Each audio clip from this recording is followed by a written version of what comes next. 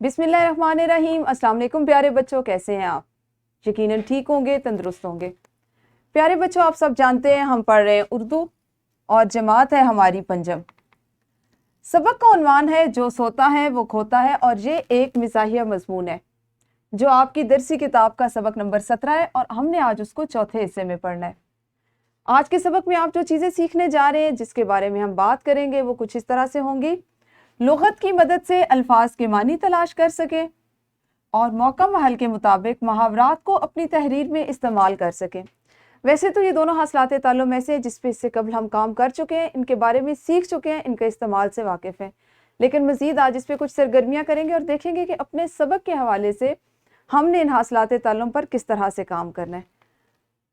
सबसे पहले सबक का इस्लामी नुक्ता नज़र। कह दो कि जिस दिन फैसला होगा उस दिन काफिरों को उनका ईमान लाना कुछ फ़ायदा नहीं देगा और ना उन्हें कोई मोहलत दी जाएगी। और बेशक ये हकीकत है कि जिस दिन फैसला होगा, यानी जब क़यामत का दिन होगा, जब सबके अमाल का बदला उनको दिया जा रहा होगा, उस दिन अगर काफिर ये दावा करेंगे या ये कहेंगे कि हम ईमान लाए या हम ईमान लाते हैं, तो उस दिन उनका ये दावा या उनका ऐसा कहना उनके लिए किसी तरह भी मुफीद साबित नहीं होगा, उनको कोई फ़ायदा नहीं देगा। इसलिए जो अमल आपने करना है इस दुनिया की ज़िंदगी में, ये जो आपको दी गई है अल्लाह की एक नेमत है, इसमें कर लें। कोई अच्छाई का काम करेंगे तो उसका फ़ैसला भी आपको, उसका जो जज़ा होगी, उसके लिए जो इनाम रखा गया है वो भी आपको रोज़े महशर मिलेगा। और अगर यहाँ पे इस दुनिया में रहते हुए आप कोई ऐसा काम करते हैं जिससे आप खुदा न ख्वास्ता सज़ा के मुर्तकिब होते हैं, तो उसका फ़ैसला भी रोज़े महशर ही होगा। अच्छा, कल हमने लतीफ़ों पे बात की थी, कुछ लतीफ़े आपने भी जमात में सुनाए, और जब हम लतीफ़ों की बात कर रहे थे तो मैंने आपको बताया था कि हर लतीफ़े में कोई ना कोई पैगाम पोशीदा होता है। जैसा कि हमारा जो कल का सबक है, जो बज़ाहिर मज़ाहिया सबक है, उसमें मज़ाह के पीछे एक बहुत बड़ी बात, एक बहुत बड़ा पैगाम पोशीदा है। और दरअसल यही एक बात होती है कि हम मज़ाहिया अंदाज में जो बात कहते हैं, उसका ये मतलब होता है कि उसके पीछे जो पोशीदा बात है, जो एक पैगाम दिया जा रहा है, उस तक पहुँचे। आपको चंद लतीफ़े अभी मैं दिखा रही हूँ। जैसे एक लतीफ़ा है, बेगम इमरजेंसी नंबर पर एम्बुलेंस को फ़ोन करती है। Operator: yes please. बेगम: मेरे पाँव की उंगली चाय की मेज़ से टकरा गई है। ऑपरेटर हंसते हुए: और इसके लिए आप एम्बुलेंस बुलाना चाहती हैं? बेगम: नहीं, एम्बुलेंस तो मेरे शौहर के लिए है, इन्हें हंसना तो नहीं चाहिए था ना। ठीक है, तो आपने इस तरह के ये जो और दो लतीफ़े लिखे हुए हैं, ये और मज़ीद अगर आपको आपकी मौलमा कोई लतीफ़ा सुनाती हैं, या अभी आप ऐसा करें कि जमात में कोई 2 से 3 लतीफ़े सुनाएं, और उसके बाद फिर वो जो बच्चा सुनाएगा वो बाकी बच्चों से पूछे कि इसमें क्या पैगाम पोशीदा था या उन्हें क्या समझ में आई। अगर बच्चा ठीक बता लेता है, आपके साथ ही आपको दुरुस्त अंदाज में बता लेते हैं, तो बहुत अच्छी बात है। इसका मतलब है आपको लतीफ़ों को से लुत्फ़अंदोज़ होना, उन पे हंसना और उनको समझना आता है। अगर नहीं है तो आपकी मदद, आपकी रहनुमाई आपकी मौलमा करेंगी, जो हम दोहराई करेंगे, और फिर हम अपने आज के सबक के बारे में आगे से पढ़ेंगे।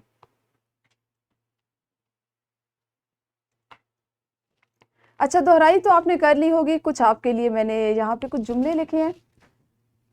जुमले कुछ इस तरह से हैं जी। थाली का बैंगन ना बनो, एक बात करो। बैंगन एक सब्जी का नाम है, आप जानते हैं ना। आप में से कोई बच्चा मुझे सब्जी की शक्ल बता सकता है वो कैसी होती है? लंबी होती है, उसकी बेज़वी शक्ल की होती है, गोल होती है, कैसी होती है? कभी देखी है आपने? हाँ जी, बैंगन एक सब्जी है और बिल्कुल गोल होती है, जिसकी शक्ल हर तरफ से वो बिल्कुल गोल होती है। और इसका यहाँ पे इस्तेमाल किया गया, थाली का बैंगन ना बनो। ये एक मुहावरा है। आपको पता है ये मुहावरा किस वक्त इस्तेमाल किया जाता है? अच्छा, ऐसा होता है कि जिस वक्त आप उसको बैंगन को प्लेट में रखते हैं ना, और प्लेट को ज़रा सा यूं यूं हिलाते हैं, तो वो जहाँ पे आप प्लेट को सिरका रहे होते हैं उसी तरफ वो लुढ़क रहा होता है, यानी उसकी अपनी कोई मखसूस जगह ही नहीं होती है। तो जब कोई शख्स ऐसा होता है जो अपनी जगह पे कायम नहीं रह सकता, अपने फैसलों पे कायम नहीं रह सकता, अपनी कही हुई बात पे कायम नहीं रह सकता, तो उसके लिए कौन सा मुहावरा बोला जाता है? थाली का बैंगन ना बनो। आप देखें कि इसके पीछे एक पूरा मतलब वाज़े हो रहा है आपको, यानी आप मुहावरात को इस तरह से समझा करें। बैंगन की शक्ल पे गौर करें और उसको थाली में रखें तो वो यूं यूं हिल रहा होता है, जिसका ये मतलब है कि हम उस वक्त ऐसे जुमले बोलते हैं या ऐसा मुहावरा बोलते हैं अपनी बातचीत में, जब कोई दोस्त आपका, कोई साथी या आप खुद कोई एक बात करते हैं, लेकिन 1 घंटे 2 घंटों के बाद अपनी उस बात से फिर जाते हैं, कोई और बात शुरू करते हैं और कहते हैं नहीं, उस बात को छोड़ो, मैं अब ये बात कर रहा हूँ।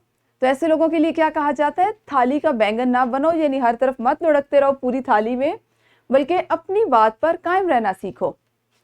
اچھا جی، ایک محاورہ آپ کے پاس، میرے ساتھ 3-5 کرنے کی ضرورت نہیں۔ 3-5 کرنا یعنی مختلف ہیلے بہانے کرتے رہنا، ٹال مٹول کرنا، بات کو بدلتے رہنا۔ آپ نے اسی طرح سے مجھے بتانا ہے کہ میں تو صرف خدا لگتی بات کہوں گی۔ اس میں کون سا محاورہ استعمال ہوا ہے اور کون سے محاورے کو کس جگہ استعمال کیا گیا، کن معنی میں استعمال کیا گیا۔ اسی طرح سے ذرا سی بات پہ آپے سے باہر ہونے کی کیا ضرورت ہے، اس میں کون سا محاورہ استعمال ہوا ہے، کون سے الفاظ ایسے جو محاورے کے طور پر استعمال ہوئے۔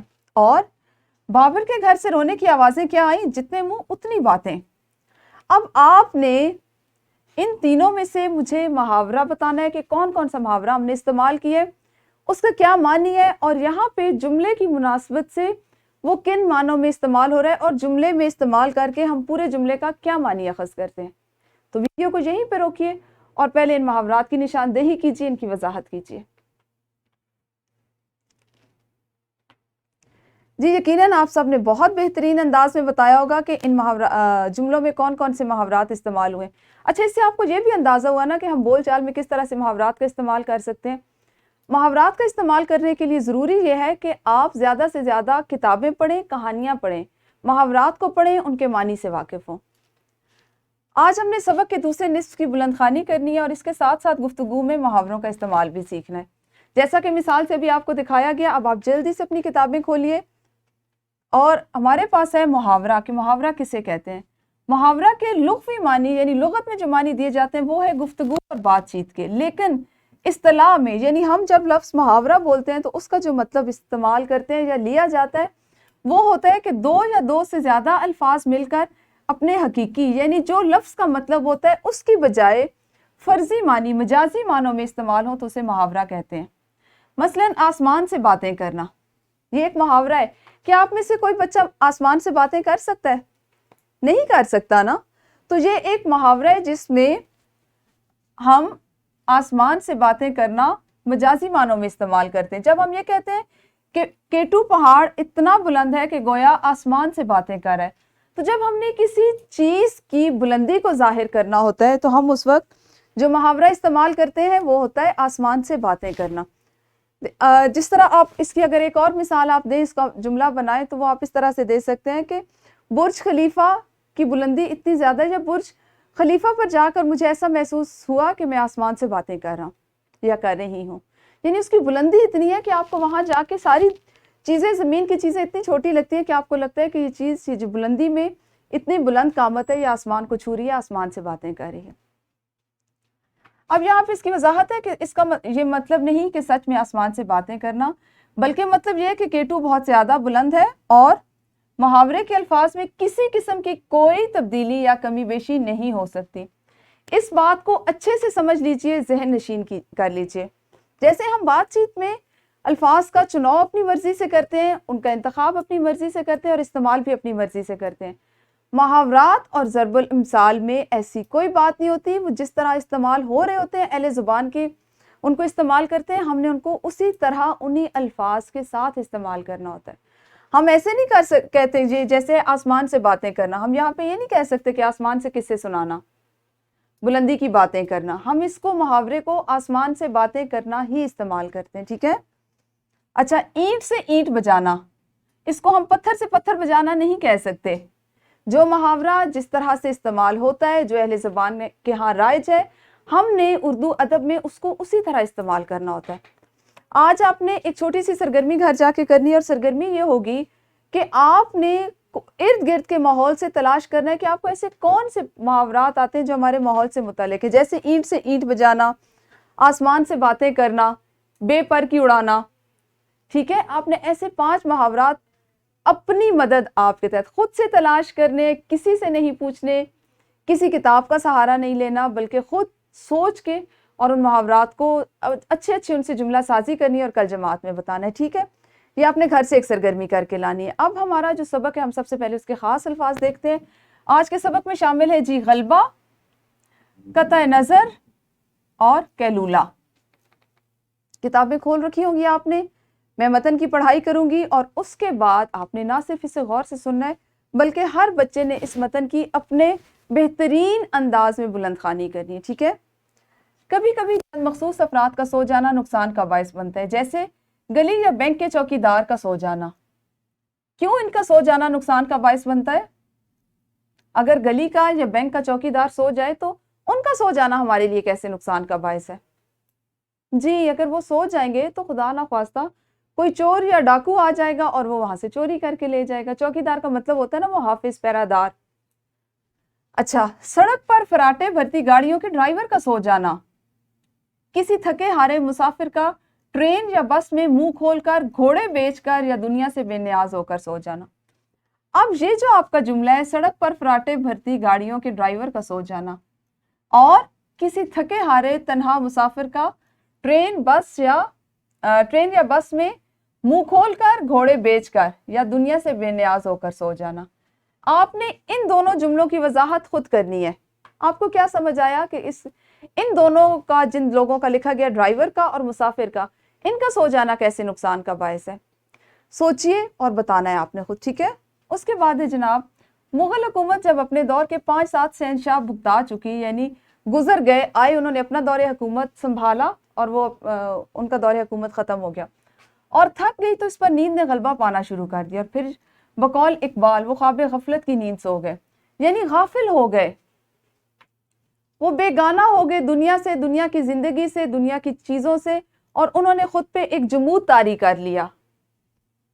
یہی وجہ تھی کہ انہیں دلی پر حملہ کرنے والے دلی سے بہت دور نظر آتے تھے اور وہ شہنشاہ جاگتی آنکھوں اور سوتے ذہنوں کے ساتھ مینا و بلبل پکارتے رہے، لہٰذا دشمن سر پر پہنچ گیا اور یہ خواب غفلت کی نیند سوتے سوتے ابدی نیند جا سوئے۔ یہاں پر ایک بہت بڑی مثال دی گئی ہے کہ دلی پہ جس وقت مغل حکمران جو تھے، ان کی جس وقت ان کا دور حکومت ختم ہوا تو وہاں پہ کیا ہوا کہ ان کے جو دشمن تھے انہوں نے اس پہ قبضہ کر لیا، اور جب بھی ان کو آگاہ کیا جاتا تھا کہ دشمن بڑھ رہا ہے، دشمن پیش رفت کر رہا ہے دلی کی طرف، تو وہ یہ کیا کہتے تھے کہ انہیں لگتا تھا نہیں، یہ ایک مذاق ہے، اور وہ بس اپنے آپ کو خوش کرنے کے، اپنے عیش اور آرام کے جو قصے ہیں انہی کو دہراتے رہتے تھے، انہی کو یاد کرتے تھے، اسی میں رہتے تھے، اور ایسا ہوا کہ دشمن آ گیا اور اس نے ان پہ قبضہ کر لیا، ان کی سلطنت، ان کی جائیدادیں، سب کچھ ان سے چھین لیا، اور ان میں سے اکثریت جو ہے وہ مر گئی، یعنی ابدی نیند سو گئی۔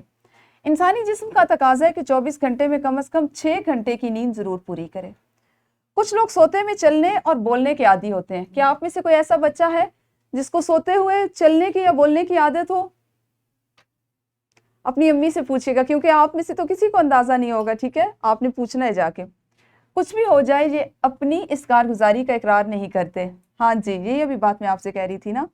صبح سویرے اگر ان کو بتایا جائے کہ آپ کو غسل خانے، باورچی خانے یا فریج کے نزدیک سے رنگے ہاتھوں پکڑ کر واپس بستر پر لایا گیا، لان میں چہل قدمی کرتے یا راہداری میں ٹہلتے ہوئے دیکھا گیا ہے، تو یہ لوگ فوراً اپنے کارنامے سے منکر ہو جاتے ہیں، کیونکہ وہ تو سوتے میں ایسا کر رہے ہوتے ہیں۔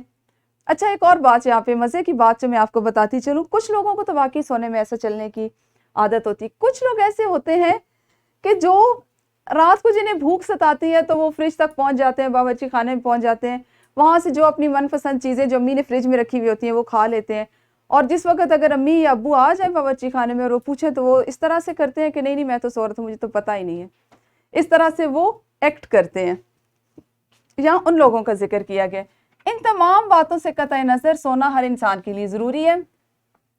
پرسکون نیند سے انسان کے کام کرنے کی صلاحیت میں اضافہ ہوتا ہے، صحت اچھی ہوتی ہے اور تخلیقی سرگرمیوں میں اضافہ ہوتا ہے، لیکن ضرورت سے زیادہ سونا اور نیند کو اپنا پسندیدہ مشغلہ بنا لینا انتہائی نقصان دہ ہے، جو آپ کو سست، کاہل، کامچور اور جسمانی لحاظ سے بھدا بنا دیتا ہے۔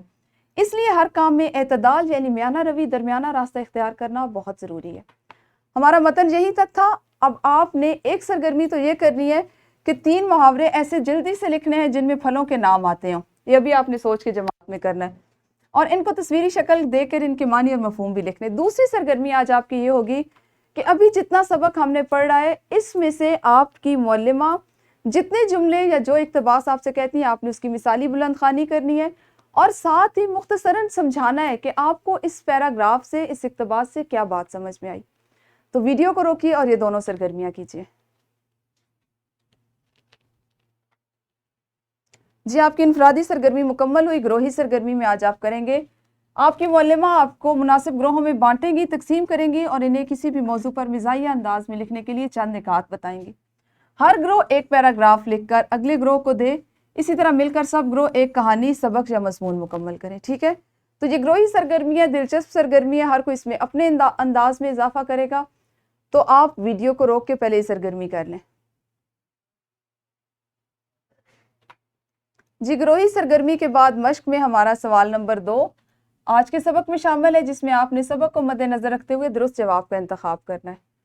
और सवाल नंबर 8 है जनाब, मुहावरात को दुरुस्त करके जुमलों में इस्तेमाल करें। यहाँ पे उदासी से फूले ना समाना, इसको मैं आपको दुरुस्त करवा देती हूँ किस तरह से करना है। उदासी की बजाय होता है खुशी से फूले ना समाना। इसी तरह हर मुहावरे में से आपने गलती की निशानदेही करनी है। ज़मीन से बातें करना, कान में दम करना, हाथों के कबूतर उड़ना, सब्ज खेत दिखाना। सवाल नंबर 4 दर्ज झैल अल्फाज के मानी लुगत से तलाश करके लिखिए। कारगुजारी, राहदारी, ख्वाब गफलत, मुनकर और टहलना। जल्दी से आपने ये काम करना है। इस काम को करने का तरीका ये होगा कि आप साथी के साथ भी कर सकते हैं और आप खुद से भी लुगत की मदद से तलाश कर सकते हैं। जो बच्चा जितने अल्फाज तलाश करे जल्दी जल्दी से उसके मानी लिखे और आपका इसमें से जो काम रह जाए उसको आप घर जाके मुकम्मल कर लीजिए। ठीक है, घर के काम में आप सब ने जो काम करना है वो वालिदैन की मदद से करना है। वो कुछ इस तरह से है कि वालिदैन से पूछकर सोने और जागने के मुस्बत और मनफी पहलू तहरीर करके आने।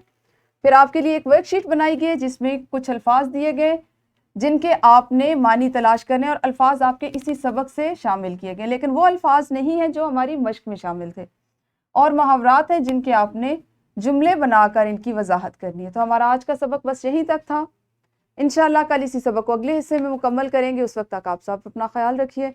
अल्लाह हाफिज़, शुक्रिया।